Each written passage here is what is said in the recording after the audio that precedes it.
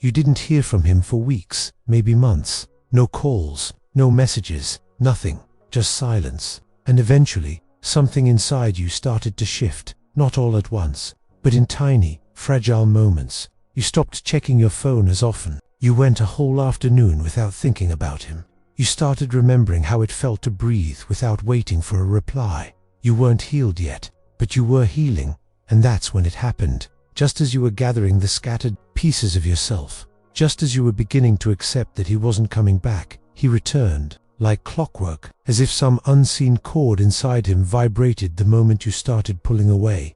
And there he was, with a message, a memory, a question, something vague, something casual, something that meant nothing and everything. This is not an accident. This is a pattern, a deeply unconscious dynamic Carl Jung understood well. He taught that when something is unresolved within us, it repeats until it becomes conscious. And the man who disappears when you're invested, then reappears when you're recovering, is not acting from love. He's acting from his own inner fragmentation, from a fear of losing control over something he no longer wants to hold, but still wants to own, because your energy fed him. Your attention soothed something broken in him. Even if he never told you that, even if he made you feel like you were too much, even if he claimed to need space, what he really needed was the security of knowing you were still there, still thinking of him, still waiting. And when that began to fade, so did his silence. The moment you started detaching, he felt it, not logically, energetically, emotionally. And for a man who fed off your emotional availability without offering his own, that was threatening. You were becoming something he could no longer control, something he could no longer pull on like a string. And so he came back, but not to stay, not to build, not to heal. He came back to test the waters, to see if he still had access. If the door he never closed was still open. He came back to feel powerful again, not because he missed you, but because he missed the feeling of being missed by you. And here's the trap. His return feels like relief. It feels like maybe he changed. Maybe he realized something. Maybe this is finally the moment where it all turns around. So you respond, carefully, hopefully. Part of you remembers the pain, but another part is just so tired of pretending not to care. You answer his message. You let the conversation reopen. And just like that, the progress you made begins to unravel. Not all of it, but enough to bring the ache back. Enough to make your heart beat faster again, even though it knows better. This is not connection. This is emotional conditioning.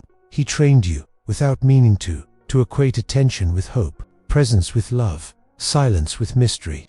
And now you're in the cycle, the one where he disappears until you start to move on, and then shows up just in time to stop your healing. You start asking yourself why. Why now? Why not then?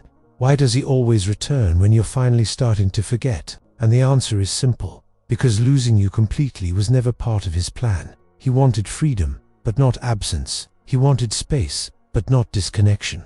He wanted to live his life while knowing you were still there, waiting, wanting, ready. And the moment that energy started to shift, the moment you began choosing yourself, he felt the loss of control, and he reacted. Carl Jung reminds us that what we repress does not disappear. It returns, disguised as fate. And the man who only comes back when you're moving on is not your fate. He is your mirror, a reflection of the part of you that still believes love must hurt a little, that love must be earned, that you must prove you are enough to be chosen. But you don't. You don't have to chase love that confuses you. You don't have to interpret silence like scripture. You don't have to make excuses for someone who only shows up when your light threatens to go out of his reach. You are not a lighthouse for someone who refuses to dock. You are not a waiting room. You are not a backup plan. And the man who returns only to stir your emotions has not come to stay. He has come to take. Again. And this time, you don't have to let him. Because he is what no one tells you. The moment he senses your healing, he senses the end of his influence. He doesn't return because he's ready to love you. He returns because he's afraid of becoming irrelevant to you. And when you've given someone the power to affect your emotions so deeply, their absence becomes loud, but their return becomes louder. It confuses your progress. It shakes your clarity. It makes you question whether you're really over him or just pretending to be. But if you pause long enough, you'll feel it. This time, the message doesn't feel like magic. It feels like a test.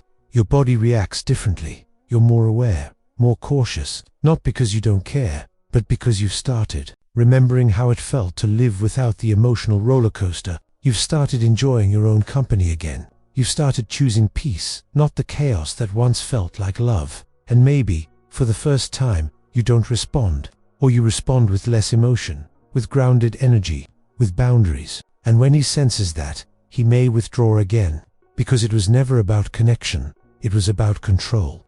And control cannot exist where clarity lives. Carl Jung believed that every interaction we have is a projection of our inner world. This man isn't just a man. He represents the unfinished wound inside you, the place where you believed that love must be chased, that affection must be earned through endurance. But you are beginning to see the truth.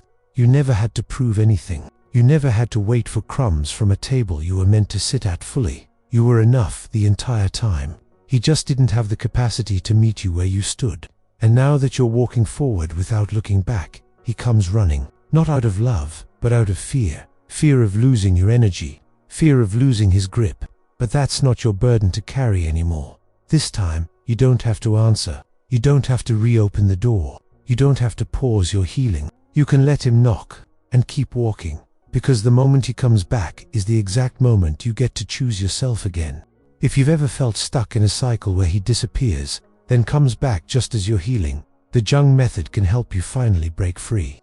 You'll find the link pinned in the first comment.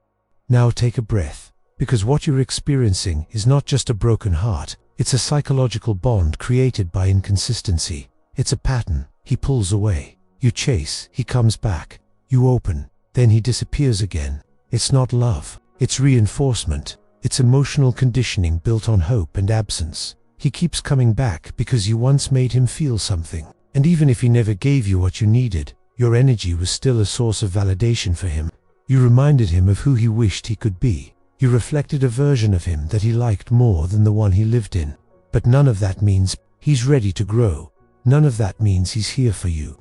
He's here for the feeling. And the moment you become whole without him, that feeling fades. That is why he returns. Because you've begun to reclaim your energy. You're not as emotionally available. You're not feeding the pattern. And so, he panics. Not because he loves you in the way you need, but because the game he didn't know he was playing is starting to end. Carl Jung taught that everything unresolved returns, not to punish us, but to awaken us. The man who reappears only when you detach is the echo of your own unhealed longing.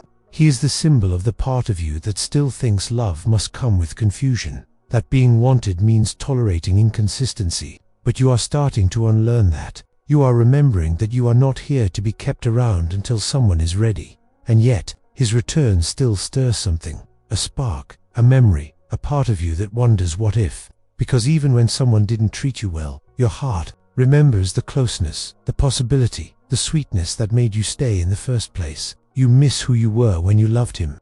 Even if he never showed up fully, you showed up completely. And that version of you still aches for resolution. But the closure you're waiting for isn't his to give. It's yours to choose. You close the story when you no longer react to his return, when your peace no longer wavers at his presence, when you can receive his message, not as an invitation, but as a reflection of how far you've come. Because the truth is, someone who loves you doesn't wait until you're done crying to show up. He doesn't watch you break and only come back when your light threatens to shine without him. He doesn't disappear while you wait and return when your healing begins to grow roots. He comes back not for you, but for what you represent. And when you stop giving him access to that, he may call you cold, distant, changed, but you are not cold. You are protecting warmth that was once burned. You are not distant. You are grounded. You are not changed. You are becoming who you were before. The emotional chaos that this is your power to not fall for the same opening line. To not confuse his timing with divine alignment, to not let a returning ghost steal the space you cleared for something real. Because now, the game doesn't work the same. You no longer need to answer. You no longer need to explain.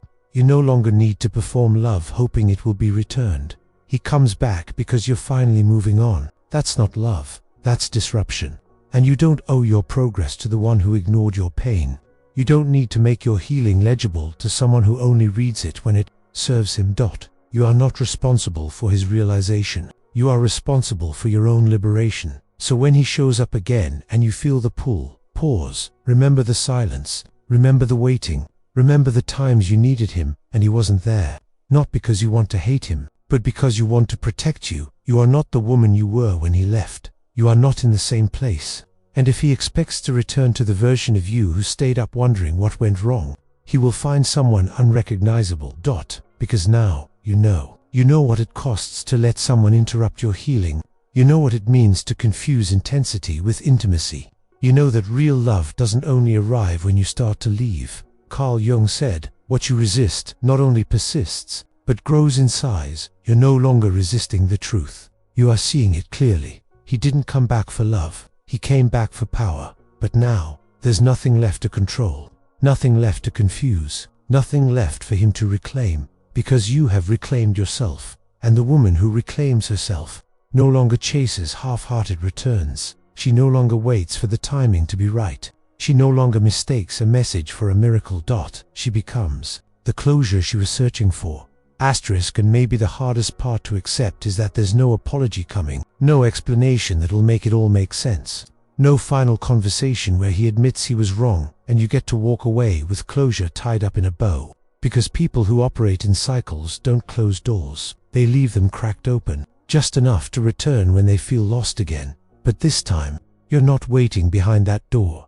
You're not preparing your heart to hold what it was never meant to carry. You're not opening yourself to another round of false starts. Because the most powerful form of healing doesn't always come from confrontation. Sometimes it comes from silence, from walking away and not looking back, from choosing not to explain yourself to someone who never really listened in the first place. This isn't about hating him. It's about honoring yourself. It's about acknowledging that your love is not a gift to be given in pieces. It's a whole presence, a fire.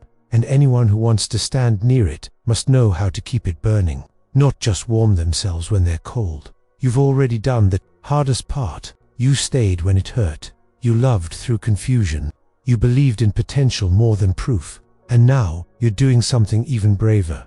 You're letting go without needing permission, without needing validation, without needing him to tell you that you were right to feel everything you felt, because you were. And now, you're choosing peace over possibility, stillness over chaos, truth over hope that only ever kept you spinning. He will feel the shift, not because you punished him, but because you're no longer available for emotional half measures, no longer reacting, no longer waiting, no longer his. This is what freedom looks like. Not loud, not dramatic, just steady, clear and irreversible. It begins the moment you no longer open the door when he knocks.